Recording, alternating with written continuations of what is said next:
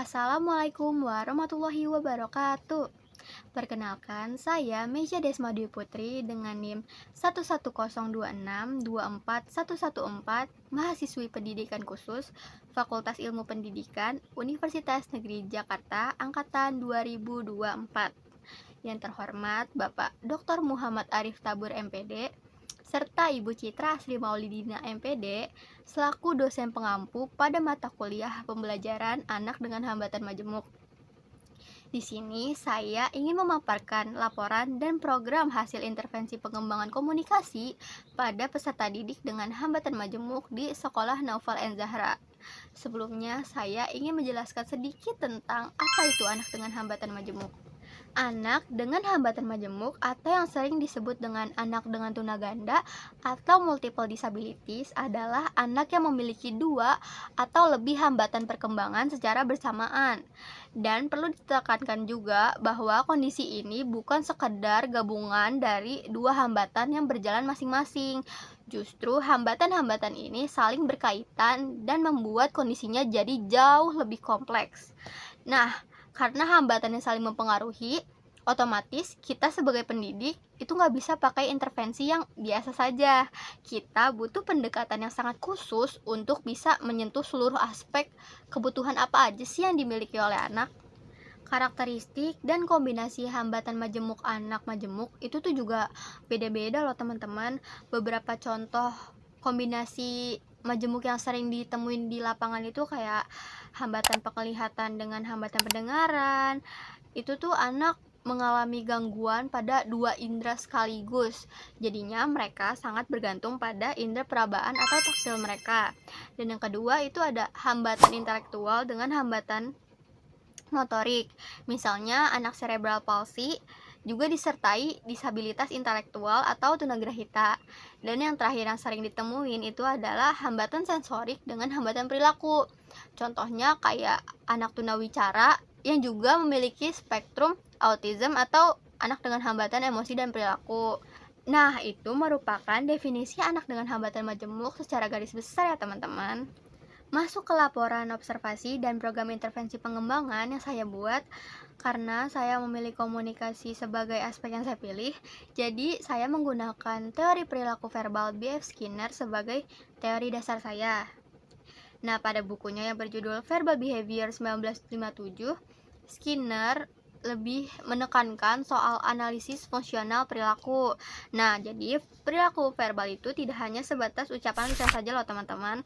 Perilaku verbal itu juga mencakup kayak tulisan, gestur, bahkan tuh bahasa isyarat selama hal tersebut tuh fungsinya untuk komunikasi.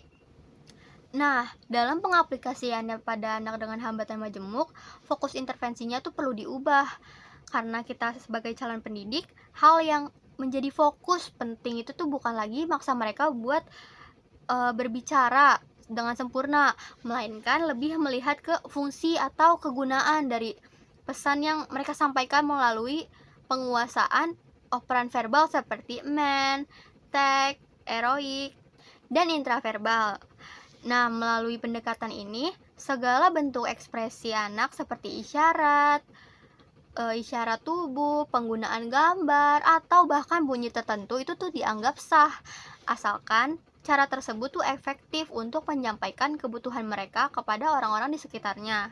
Lalu, fokus intervensi pada laporan ini adalah meminimalkan bantuan fisik secara bertahap sampai anak mampu beralih dari memproduksi bunyi vokal dasar dengan bantuan menjadi mampu menggunakan bunyi atau suku kata sederhana secara mandiri.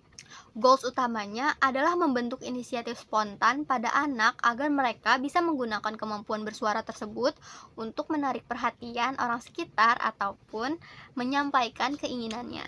Nah, kombinasi teori Skinner dengan fokus intervensi pada kasus ini terletak pada proses transisi perilaku verbal yang dikendalikan oleh bantuan menuju perilaku verbal yang dikendalikan oleh motivasi internal dan stimulus lingkungan secara mandiri. Nah, dalam meminimalkan bantuan fisik secara bertahap, pendidik tidak hanya sekadar melatih fisik atau motorik artikulasi anak, melainkan sedang mentransfer fungsi kendali stimulus anak. Pada awalnya, anak berada pada tahap di mana bunyi vokal dasar hanya muncul jika dipicu oleh stimulus yang besar dan dibarengi oleh bantuan fisik seperti sentuhan.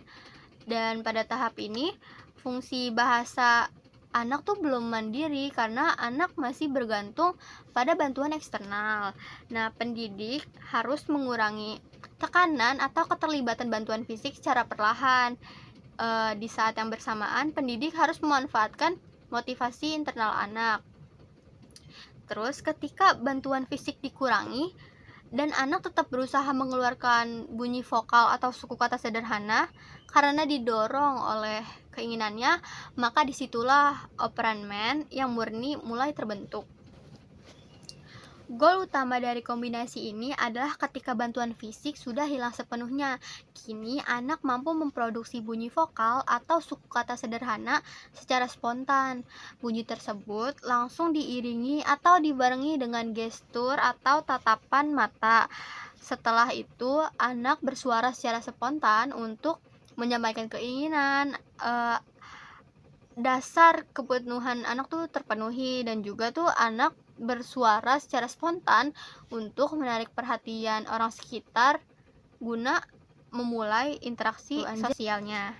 Melalui konsep kombinasi ini, penggabungan teori Skinner dengan anak dengan hambatan majemuk bisa terwujud nyata, dan kita tidak perlu menunggu anak tuh bisa berbicara dengan sempurna gitu, tapi tuh kita memvalidasi dan memandirikan bunyi vokal terkecil sekalipun yang diproduksi anak tuh agar bisa memiliki nilai guna anak bisa berinteraksi di lingkungan sekitarnya dan menggunakan vokal dia sebaik mungkin.